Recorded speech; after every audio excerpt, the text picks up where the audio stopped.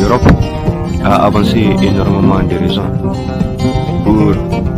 pour légitimer la tournée meurtrière de la machine coloniale occidentale en Afrique. Même si c'est des raisons qui sont loin de faire l'humanité chez tous les esprits avertis de la barbarie de la colonisation. Énormément de raisons, toutes fraîches, les unes plus extravagantes que les autres, pour justifier l'escalade barbare de la civilisation occidentale en Afrique. Quoique l'opinion européenne sur les raisons humanitaires n'ont pas fait l'unanimité avec la mission tristement célèbre de conduite par le capitaine Boulet et Chanois français. Une mission française est totalement barbare, sauvage, qui a ravagé tout sur leur passage. Lui qui a tout ravagé sur son chemin. Lui, les raisons humanitaires de la colonisation sont très loin d'être unanimes, surtout avec la cupidité de la foi chrétienne de la France et de l'Europe.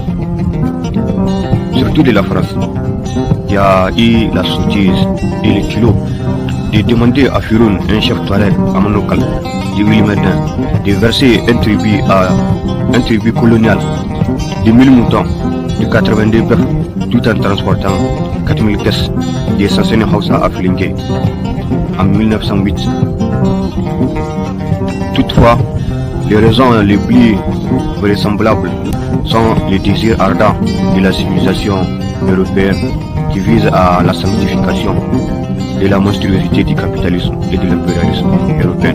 La sanctification d'un instinct animal et barbare d'une contrée froidement monstrueuse. La sanctification de la révolution industrielle et infernale de l'Europe et de son crépuscule.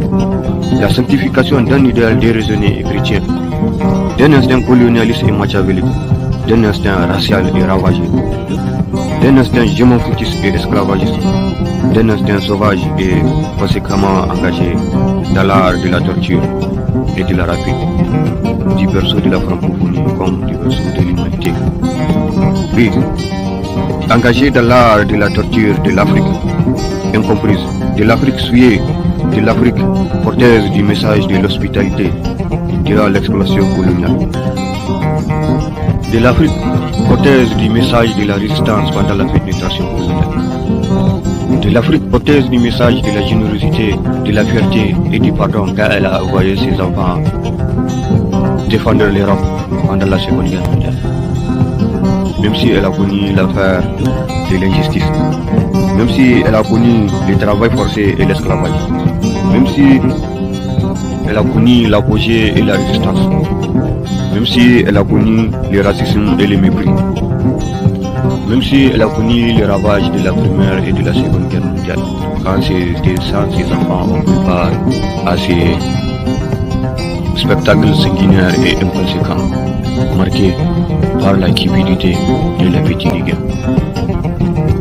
Même si elle a connu les coups et les insultes en Amérique, aux Antilles, en Afrique et aux quatre coins du monde. Et même si, après le soleil des indépendances, les germes du châtiment de la conférence de Berlin a porté ses fruits en Afrique. Même si les germes de la conférence de Berlin a été cruel et marqué par une injustice chronique de coup d'État, avec une instabilité politique, avec une politique gémofoutiste, avec la politique du ventre du mouton tordu